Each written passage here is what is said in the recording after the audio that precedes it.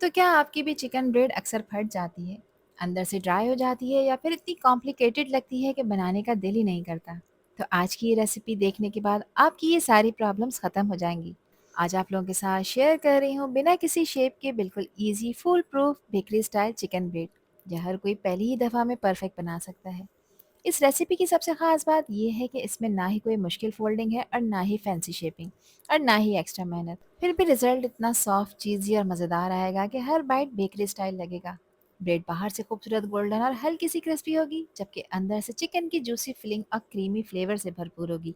तो चलें फिर शुरू करते हैं इसको बनाना। चिकन ब्रेड की डो को परफेक्ट बनाने के लिए सबसे पहला स्टेप है यीस्ट को सही तरह से एक्टिवेट करने का, जिसके लिए 1 कप मैंने नीम गर्म दूध लिया है। इसमें 1 टेबल स्पून चीनी और 1 टेबल स्पून इंस्टेंट ईस्ट मैंने यूज़ की है।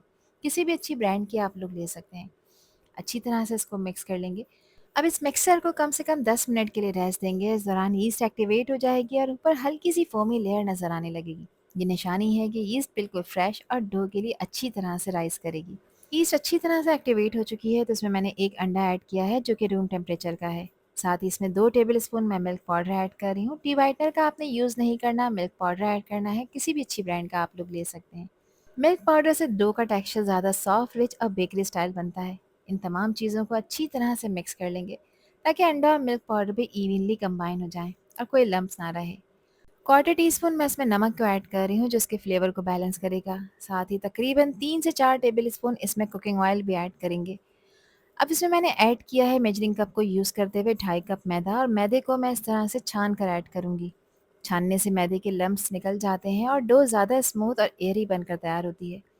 तो मैंने यहाँ पर मैदे को मेजरिंग कप से यूज़ किया है। आप लोग घर में जो नॉर्मल चाय पीने वाला कप होता है, उससे मेजरमेंट कर सकते हैं। ये तकरीबन 2.5 कप मैदा है।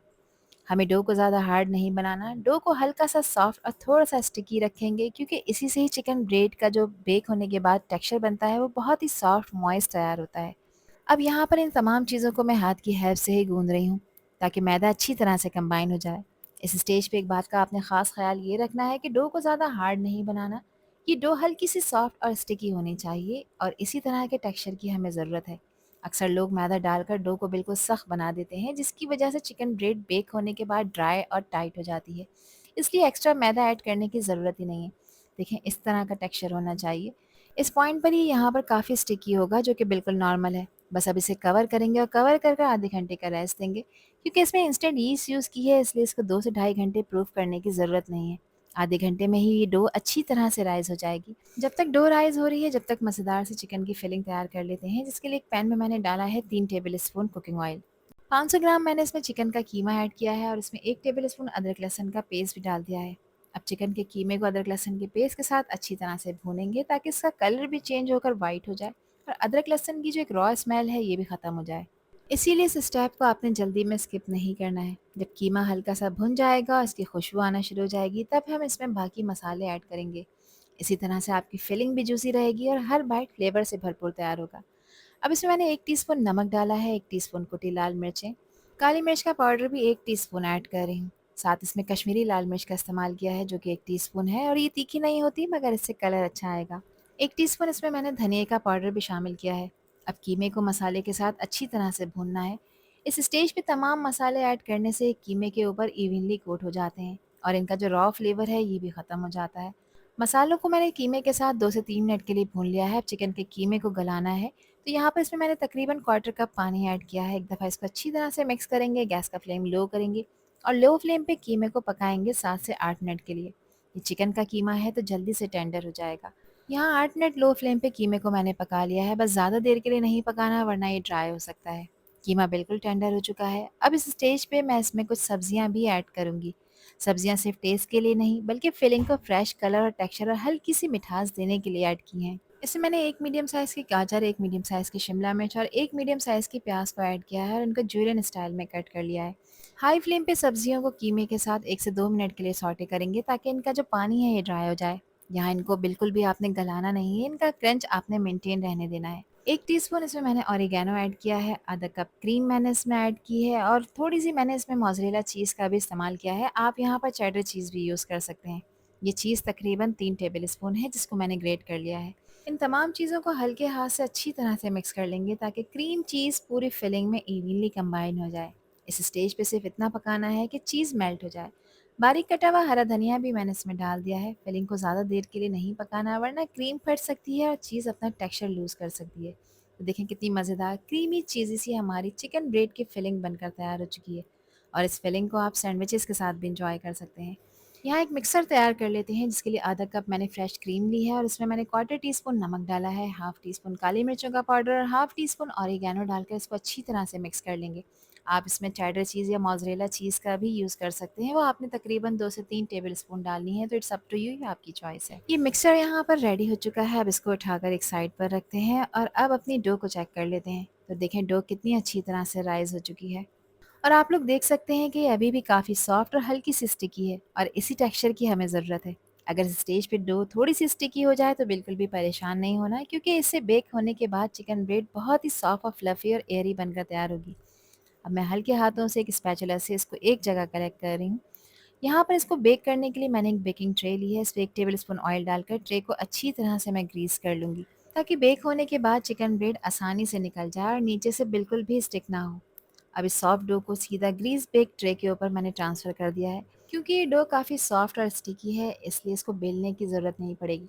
सिर्फ हल्के हाथों से इसको ट्रे के अंदर इवनली स्ट्रेट कर देंगे। डो को हर तरफ से बराबर थिकनेस में फैलाने की कोशिश करें, ताकि बेक होने के बाद चिकन ब्रेड हर जगह से एक जैसी सॉफ्ट और इवनली बेक हो। अब मैं एक फोक की हेल्प से स्टोव के ऊपर हल्के-हल्के से होल्स बना रही हूँ और इस स्टेप को आपने स्किप नहीं करना। इससे बेक होते वक़्त डो बीच में से ज़्यादा फूलती नहीं है और हर जगह से इवनली बेक होती है। अब फिंगर की हेल्प से डो के सेंटर में मैं हल्के-हल्के से स्ट्रिप्स का शेप क्रिएट कर रही हूँ। इस स्टेप में डो को पूरी तरह से कट नहीं करना, सिर्फ इतना स्पेस आपने बनाना है कि हर स्ट्रिप की शेप क्लियरली नज़र आए। ये काम बहुत आराम से और बहुत हल्के हाथों से करना है, ताकि डो की सॉफ्टनेस बिल्कुल भी ख़त्म ना हो। स्ट्रिप्स को तकरीबन एक जैसी लंबाई और चौड़ाई में आपने रखना है। अब जो मैंने क्रीमी मिक्सर बनाकर तैयार करा था, उसको डो के बीच वाले हिस्से में ऐड कर देंगे, जहाँ हमने पहले से हल्की सी स्पेस बनाई हुई थी। फिलिंग को सिर्फ सेंटर लाइन में ही इवनली स्प्रेड करना है। कोशिश करें कि क्रीम की लेयर एक जैसी हो, ताकि किनारों तक ना फैले। अब जो क्रीमी लेयर है, इसके ऊपर हमारी जूसी चिकन की फिलिंग मैंने ऐड कर दी है। फिलिंग को पूरे सेंटर लाइन में इवनली स्ट्रेट कर रही हूँ, ताकि हर बाइट में चिकन और क्रीमी फ्लेवर बराबर मिले। इस फिलिंग को आपने थोड़ा-थोड़ा सा प्रेस भी करते जाना है, लेकिन ध्यान रहे कि सिर्फ जेंटली प्रेस करना है, ज़्यादा फोर्स नहीं लगानी। अब इस चिकन ब्रेड के ऊपर मैं एग वॉश अप्लाई कर रही हूँ। एग को ब्रश की हेल्प से पूरी सरफेस पर हल्के और इवनली लगाना है। कोशिश करें कि हर हिस्सा अच्छी तरह से कोट हो जाए, क्योंकि इससे बेक होने के बाद ब्रेड का कलर बहुत ही खूबसूरत गोल्डन और शाइनी आता है। एग को जो है ना, आपने ये जो सिर्फ इसका वाइट वाला पार्ट बच गया है, इसके ऊपर अप्लाई करना है और कहीं अप्लाई नहीं करना। एग वॉश के बाद मैं इसके ऊपर सफ़ेद और काले तिल स्प्रिंकल कर रही हूँ, और ये सफ़ेद और काले तिल सिर्फ डेकोरेशन के लिए नहीं होते, बल्कि बेक होने के बाद इनसे हल्की सी नटी खुशबू आती है और बहुत ही खूबसूरत बेकरी स्टाइल फिनिश भी मिल जाती है। सीड्स को मैंने पूरी ब्रेड पर इवनली स्प्रिंकल कर दिया है और अब ये बेक होने के लिए बिल्कुल रेडी है। इसको बेक करने के लिए ओवन को मैंने प्री हीट करा है 180 डिग्री पर तकरीबन 10 मिनट के लिए, और इसको बेक करूंगी ऊपर नीचे की रॉड ऑन कर कर तकरीबन 20 मिनट के लिए, और टेम्परेचर 180 ही रखना है। 20 मिनट ऊपर नीचे की रॉड पे इसको बेक करने के बाद सिर्फ 5 मिनट के लिए ऊपर की रॉड ऑन कर कर इसको बेक कर लेंगे, ताकि एक अच्छा खूबसूरत सा गोल्डन कलर इसके ऊपर आ जाए। अब आपने इसको पहले निकाल कर केयरफुली ठंडा करना है, और माशाल्लाह से चिकन ब्रेड परफेक्टली बेक हो चुकी है। इसके ऊपर मैंने थोड़ा सा बटर का भी ब्रश कर दिया है, ताकि ये मज़ीद खूबसूरत और शाइनी हो जाए। देखें इसका खूबसूरत गोल्डन कलर और ऊपर से हल्की सी शाइन, ये निशानी है कि चिकन ब्रेड अच्छी तरह से बेक हो गई है। अब ये चिकन ब्रेड हल्की सी ठंडी हो चुकी है, तो अब मैं इसको एक नाइफ़ की हेल्प से कट कर रही हूँ। आप अपनी मर्ज़ी के स्लाइसेस में से कट कर सकते हैं। केयरफुली स्पैचुला की हेल्प से एक स्लाइस को आपने आहिस्ता से उठा लेना है और इसको सर्व कर देना है।